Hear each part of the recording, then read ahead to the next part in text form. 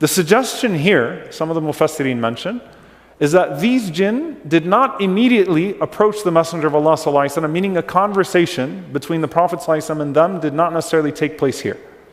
They went back to their people and called them to Allah subhanahu wa ta'ala, and then Allah subhanahu wa ta'ala appointed a time by which the Prophet sallallahu alaihi wasallam spoke to them directly. Okay?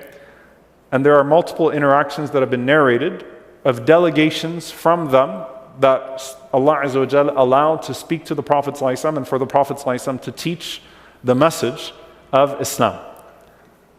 And that's where you see what is known as Lailatul Jinn.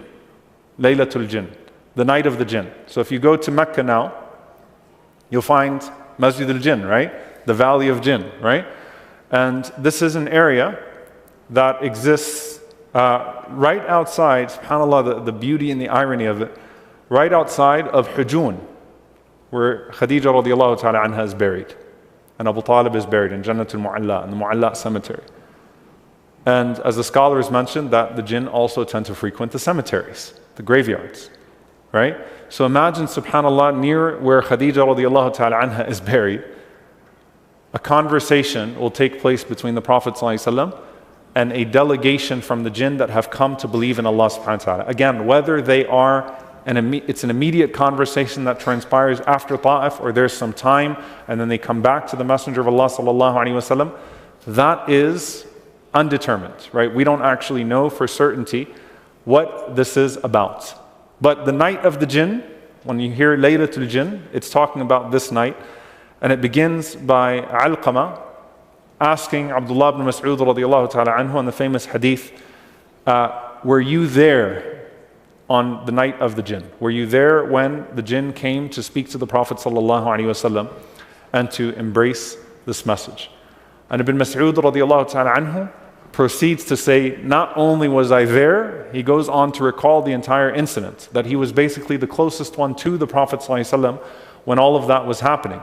And he mentions, in summary, that the Prophet sallallahu alaihi wasallam had essentially disappeared from us. We couldn't find him anywhere. Right? The Prophet ﷺ had gone and we could not find him anywhere.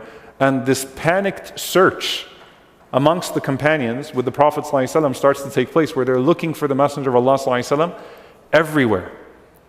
And then it gets worse, because after Fajr, right, and the time goes on, the Prophet ﷺ eventually shows up. And they come to the Prophet ﷺ, and that's the area where Masjid al-Jinn is, and they ask the Prophet ﷺ what happened. And the Prophet ﷺ here mentions that a group of jinn had come to me to ask me about al-Islam, to ask me about this message.